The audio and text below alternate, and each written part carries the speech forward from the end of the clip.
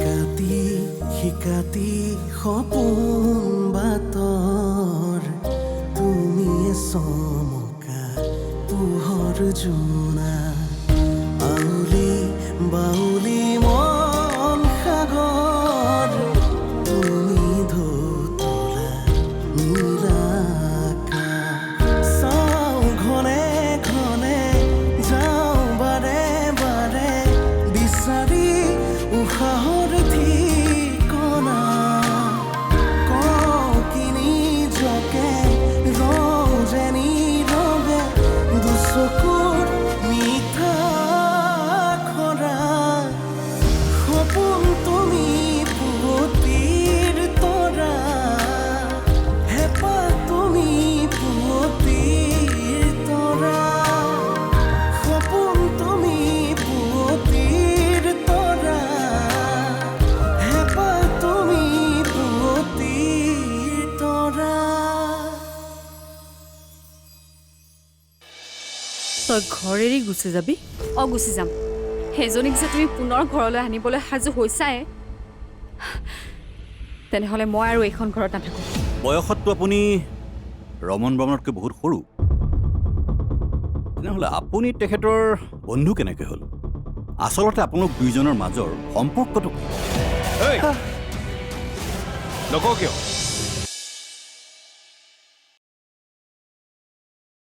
আপুনি ৰমন বৰ্মনৰ পত্নী হৈ থকাৰ পাছতো তেখেতে আন এজনী ছোৱালী আনি আপোনাৰ ঘৰ সোমোৱাইছিল আৰু সেই ছোৱালীজনীৰ সন্মুখতে আপোনাক শাৰীৰিক আৰু মানসিক অত্যাচাৰ কৰিছিল। আপুনি তেওঁক কাবৌ কৰিছিল, কিন্তু তেওঁ আপোনাৰ কথা শুনা নাছিল। অবজেকশ্যন, ইয়ৰ অনাৰ। কিছুমান মিছা মনে সজা কথাৰে এলিগেশ্যন দি মোৰ সাক্ষীক বিভ্ৰান্ত কৰিবলৈ চেষ্টা কৰা হৈছে। এইবোৰ সকলো মিছা কথা, মিছা নহয়।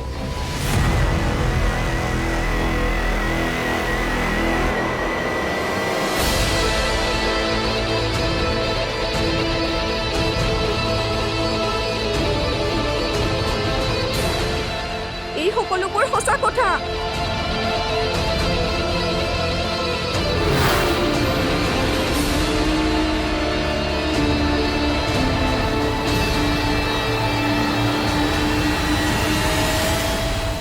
মিছা সেইবোৰ আছিল যিবোৰ মই ৰমন বৰ্মনৰ বিষয়ে আগতে কৈছিলোঁ।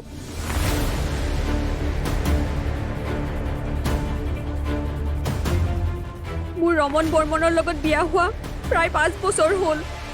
আৰু এই 5 বছৰ মই নৰক যন্ত্ৰণাত ভুগিলোঁ। সদায় ভাবোঁ তেওঁৰ চৰিত্ৰ, তেওঁৰ ব্যৱহাৰ সলনি হ'ব, কিন্তু নহ'ল।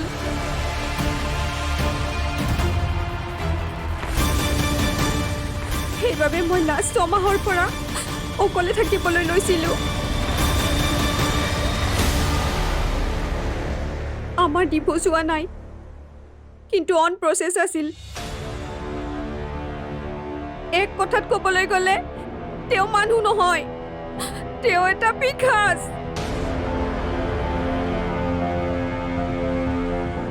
এক কমপ্লিট চাইকো।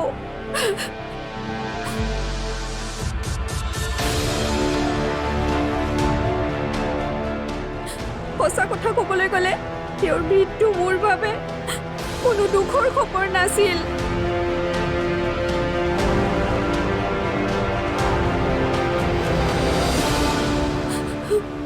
হয়তো আৰু অলপ দিন মই তেওঁৰ লগত থকা হ'লে হয় মই মৰিলোঁ হয়, নহ'লে তেওঁ মৰিলে হয়।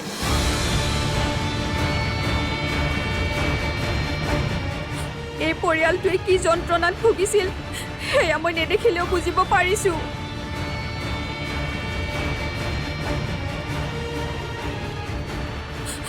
কাৰণ ময়ো ভুক্তভোগী।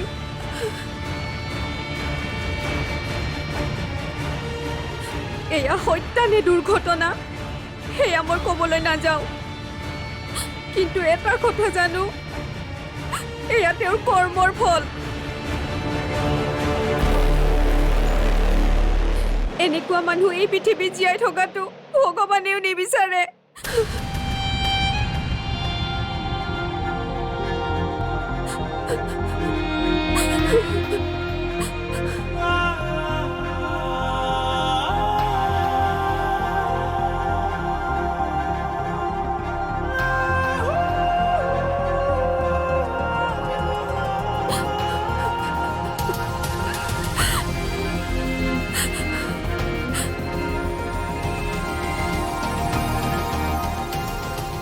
ডেটছ অল ইউৰ অনাৰ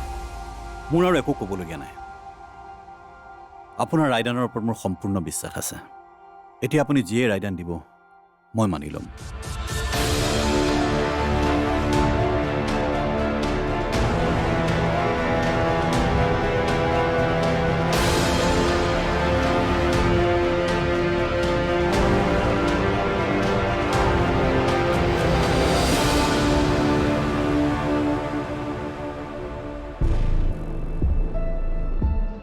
কিংছু কেতিয়ালৈকে কিয় অহা নাই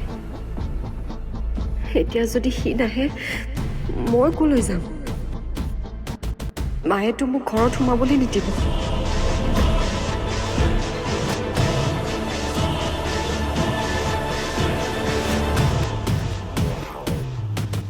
ক'ত আছা তুমি মই ৰৈ আছো তোমালৈ সোনকালে আহা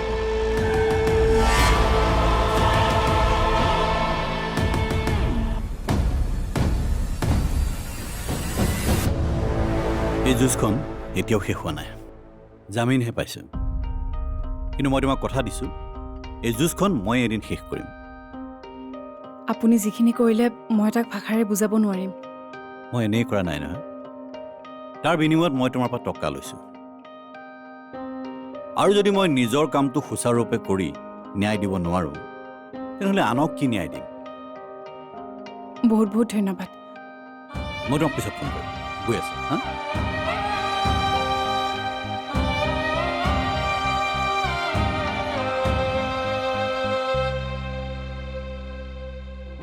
মই কি কৈছিলোঁ এই যুঁজখন তুমিয়ে জিকিবা দেখিলা শেষত ভগৱানে মানুহৰ মনবোৰ কেনেকৈ সলনি কৰি দিলে আচলতে এয়া সকলো মায়ে কৰা প্ৰাৰ্থনাৰ শক্তি মায়ে যি বিচাৰিছিল সেয়াই হ'ল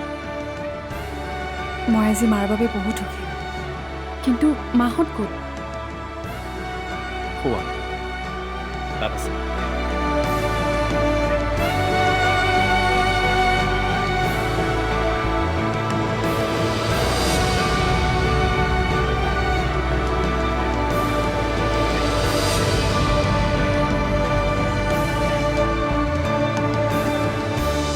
কি কৈ আছা তুমি এইবোৰ এনেকৈ মই তোমাক বিয়া পাতিব পাৰিম নেকি মইতো তোমাক ঘৰ এৰি থৈ আহিব কোৱা নাছিলোঁ যোৱা যোৱা তুমি এতিয়াই ঘৰলৈ গুচি যোৱা কৈ যোৱা মই ঘৰলৈ যাব নোৱাৰো কি মুখেৰে মই ঘৰলৈ যাম আৰু কেনেকৈ ক'ম মাক যে মই প্ৰেগনেণ্ট সপোন তুমি পুৱতিৰ তৰা হেঁপাহ তুমি পুৱতিৰ তৰা সপোন তুমি পুৱতিৰ তৰা হেঁপাহ তুমি পুৱতিৰ তৰা সেইদিনা মই তোমালোকক কৰা ব্যৱহাৰৰ কাৰণে বেয়া নাপাবা আচলতে ৰমনৰ পৰা মই আঁতৰিয়ে আছিলোঁ কিন্তু অৱশেষত উপায়বিহীন হৈ ওলাই আহিলোঁ আপুনি ওলাই আহিল বাবে আজি আমাৰ বাবে যুঁজখন সহজ হৈ পৰিল আপোনাক বহুত বহুত ধন্যবাদ আচলতে মই সেইদিনাখন বহুত ভাবিলোঁ যিজন মানুহে মোৰ জীৱনটো শেষ কৰি পেলালে সেইজন মানুহৰ বাবে এটা পৰিয়াল শেষ হৈ যোৱাটো মই নিবিচাৰোঁ আৰু সেইবাবে আজি মই সঁচা কথাখিনি ক'লোঁ এগৰাকী নাৰী হৈ যদি আন এগৰাকী নাৰীৰ কথা বুজি নাপায় তেন্তে কোনে বুজিব আহোঁ দিয়া আৰু এটা কথা তোমালোকৰ ঘৰৰ কাগজ পত্ৰৰ বিষয়ে মই একো নাজানো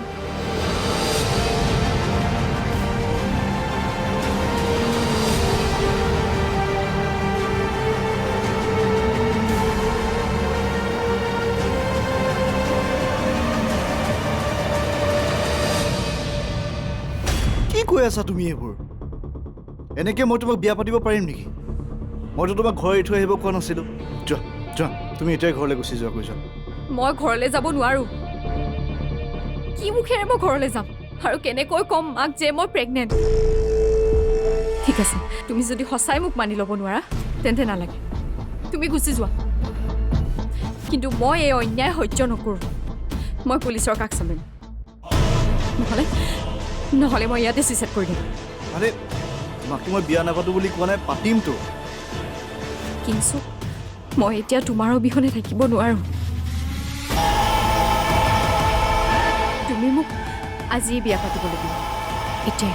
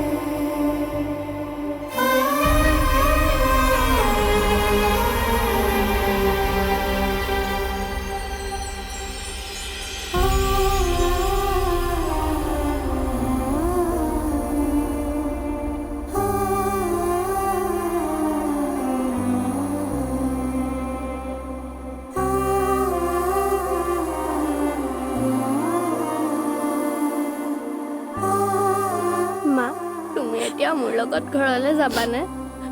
মোৰ লগত থাকিবানে থাকিম পম মই তোমাৰ লগতে থাকিম বৰমা মা ওলাই আহিলে মা আমাৰ লগতে থাকিব এতিয়াৰ পৰা মই তোক কি কৈছিলো তইহে মোৰ কথা বিশ্বাস কৰা নাছিলি মনীষা বাইদেউ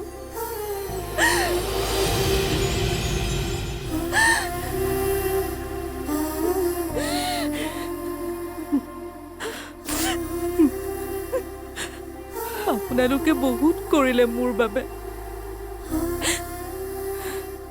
তই মোৰ কাৰণে যিখিনি কৰিলি তাৰ তুলনাত সেয়া সামান্য তোক মুকলি আকাশৰ তললৈ ঘূৰাই অনাটো মোৰ দায়িত্ব আছিল আৰু আজি সঁচাকে মোৰ বুকুখন আজি পাতল পাতল লাগিছে পম এতিয়াতো তোৰ মা আহি গ'ল এতিয়া আৰু তোকতো মই পঢ়াব নালাগে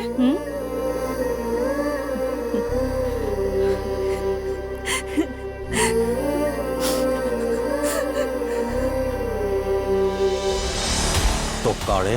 চব বস্তু কিনিব পাৰি মাত্ৰ তই বিক্ৰী নকলি তোৰ কিলগিৰি মই বাঢ়ি গৈ আছো আপুনিচোন বিৰাট লেবেল মাৰি কৈছিলে অনুভূতি আজি মুখ ঠেকেচা খাব বুলি কি হ'ল তাইচোন জিকিল সপোন তুমি পুৱতিৰ তৰা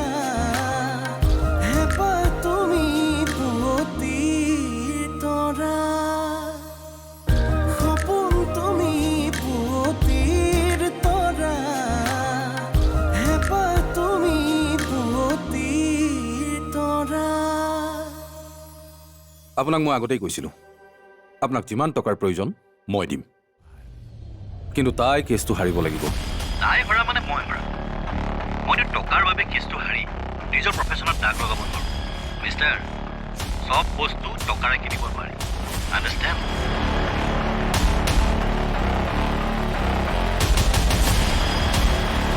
টকাৰে চব বস্তু কিনিব পাৰি মাত্ৰ তই বিক্ৰী নকলি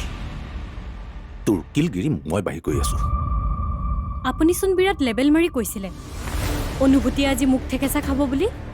কি হ'ল তাইচোন জিকিল হ'ব এতিয়া তুমি কটা ঘাট আকৌ নিমখ নচিটাবা জামিনে পাইছে শেষত খেল মই দেখুৱাম মাত্ৰ তুমি এটা কাম কৰিব লাগিব তুমি এতিয়া তোমাৰ খং ৰাগবোৰ কমাই সম্পৰ্কবোৰ এতিয়া ভাল কৰিব লাগিব কাৰ লগত সম্পৰ্ক ভাল কৰিব লাগিব?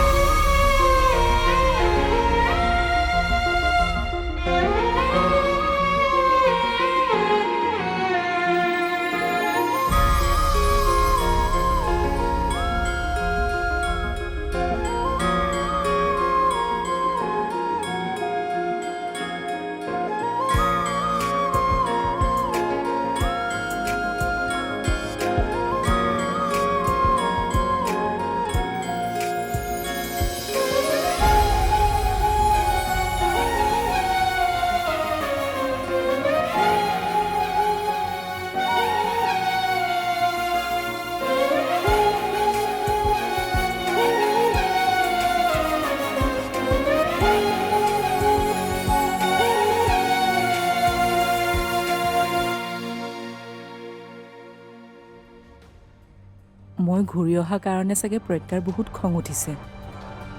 সেইকাৰণে তাই ওলাই অহা নাই।